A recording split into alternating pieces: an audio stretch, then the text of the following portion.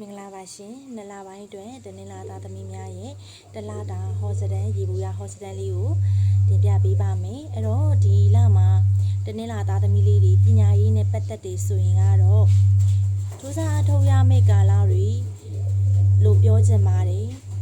စိတ်မပါဘူးစိတ်မဝင်စားဘူးဖြစ်နေတယ်စာမွေးတွေဖြေကနီးမှာစိတ်တွေကဘယ်လိုပြောမလဲဟိုတောင်ရောက်မြောက်ရောက်ဖြစ်နေတာစိတ်အာယုံဆိုင်မှုနည်းနေတာမျိုးလေးတွေဖြစ်နေတတ်ပါတယ်အဲ့တော့အာယုံနေစိုက်ပါကျမ်းမာရေးကိုလည်းတတိထားပေးပါထိခိုက်ဒဏ်ရာလေးတွေရတတ်တယ်လို့ကျွန်မကပြောချင်ပါတယ်အဲ့တော့ကျမ်းမာရေးနဲ့ပြောမယ်ဆိုရင်တနင်္လာသားသမီးတွေကလေကျမ်းမာရေးဒူးတွေခါးတွေနာတတ်ပါတယ်ဒီခါအောက်ပိုင်းပေါ့နော်ဒူးကောင်းနေမကောင်းတာအယိုးစစ်တွေနဲ့ပတ်သက်တဲ့အခါမှာငကိုယောဂါဟောင်းတွေပြန်ထားတတ်တာမျိုးတွေရှိတယ်ဒီစကြောတွေတက်နေတာဒီဇက်ကုတ်တွေပေါ့နော်လေးလံနေတာမျိုးလေးတွေဖြစ်တတ်ပါတယ်ရေလန်းခီးသွားနေတဲ့သူတွေကျမ်းမာရေးပို့ပြီးတော့ခါကြတော့ရေလန်းခီးသွားတဲ့သူတွေဥမာတင်မောတက်နေတဲ့ဒီမှာတနင်္လာသားသမီးတွေရှိရင်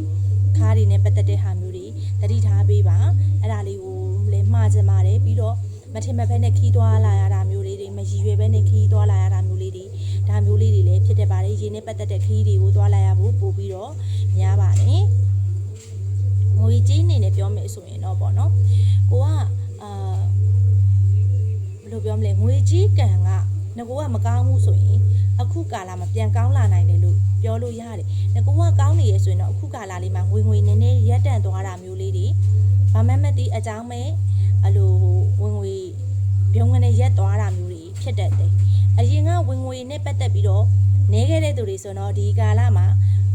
ဝင်ငွေတွေစီးဝင်လာတာမျိုးရှိတယ်သူကငွေကန်နှစ်မျိုးပြောလို့ရတယ်ပေါ့နော်တချို့တွေအကြောင်းမဲ့ဝင်ငွေရက်သားတာရှိမယ်တချို့ကငွေကန်နေနဲနေရဲ့နေရာနေငွေတွေအများကြီးဝင်လာတာမျိုးတွေဖြစ်တတ်တယ်ဒါပေမဲ့ဒီကာလမှာဖြစ်နေတဲ့ energy ကတော့ဘာပဲလာတောင်းမယ်ဆိုတဲ့ဟာမျိုးပေါ့နော်ဘာပဲလာကြက်ခံရင်ဆိုင်မယ်ကိုကဘယ်တော့မှပြတိုင်းတောင်လေးလိုပဲအပြုံးမပြတ်ဘူးကိုကဇွဲတက်တိရှိရှိနဲ့ရင်ဆိုင်မယ်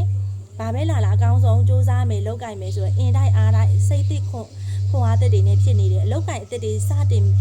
ဖြစ်ဖို့တွေလည်းရှိတယ်တနင်္လာသားသမီးတွေလုံစတင်တဲ့အခါမှာလေကိုက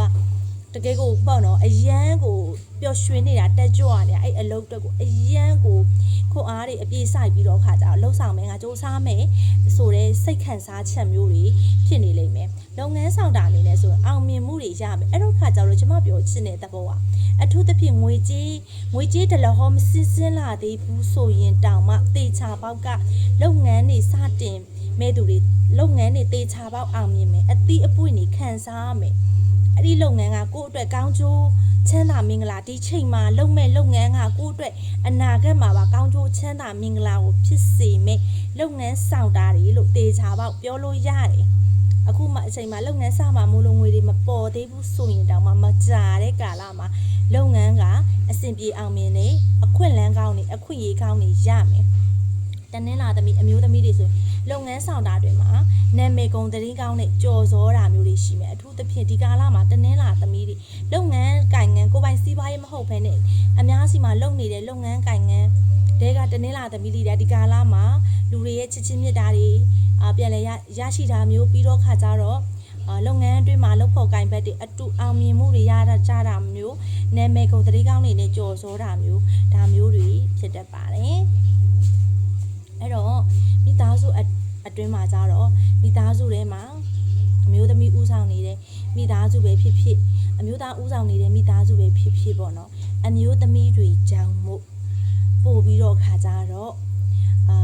ကောင်းကျိုးချမ်းသာမင်္ဂလာကိုရတတ်တယ်ဥပမာဆိုရင်အိမ်ထဲမှာအမျိုးသားကတနင်္လာသားဖြစ်နေလို့အမျိုးသမီးကတခြားနေနဲ့ဖြစ်တယ်ဆိုရင်တော့အဲ့အမျိုးသမီးကြောင့်အဲ့တနင်္လာသားအမျိုးသားက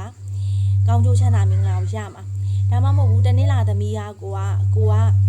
ကဥဆောင်နေရတယ်ဆိုရင်တေချာပေါ့နော်ကောင်းကျိုးချမ်းသာမင်္ဂလာအဖျားဖျားရလိမ့်မယ်ပေါ့နော်အဲ့တော့ငွေကြေးအနေနဲ့ကိုဘယ်ကရမလဲတော့မသိဘူးမိသားစုရဲ့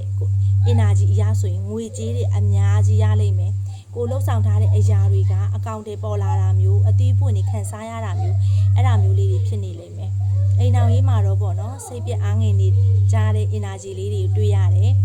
ဘယ်လိုပြောမလဲဆိုဘာရဲမဟုတ်ဘဲနဲ့အဲ့လိုစကားလေးတွေအခြေတင်များတတ်တယ်ဘာရဲမဟုတ်ဘဲနဲ့ပေါ့နော်တယောက်နဲ့တယောက်ဟိုမာနာတွေထားတတ်ကြတယ်နော်အဲ့ဒီခါကျတော့ဟို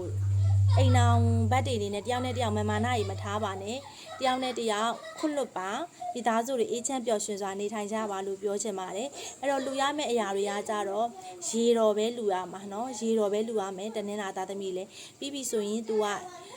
ဒီပညာရေးအတွက်ဆိုရင်ဖုံဖုံတွေကိုခေါင်းရိပ်တဲ့ဓာတ်ပေါ့နော်အဲ့ဒီဟာလေးကိုလူတန်းပေးပါငှက်စာလေးတွေကျွေးပေးပါနော်အဲ့တော့ရွတ်ဖက်တဲ့စေပူဇော်ဖို့ကကြတော့တနင်္လာသားသမီးလည်းပဋ္ဌာန်းပဲပူဇော်ပါတလတာလုံးမှာပဋ္ဌာန်းတရားတော်မြတ်ကိုအကျယ်မြရင်အကျဉ်းပေါ့နော်ပူဇော်ကြပါအဲ့တော့တနင်္လာသားသမီးများအားလုံးနှစ်လပိုင်းတလတာတွင်ကောင်းကျိုးချမ်းသာမင်္ဂလာဖျားဖျားနဲ့ပြည့်စုံကြပါစေလို့ဆုမွန်ကောင်းတောင်းပေးလိုက်ပါတယ်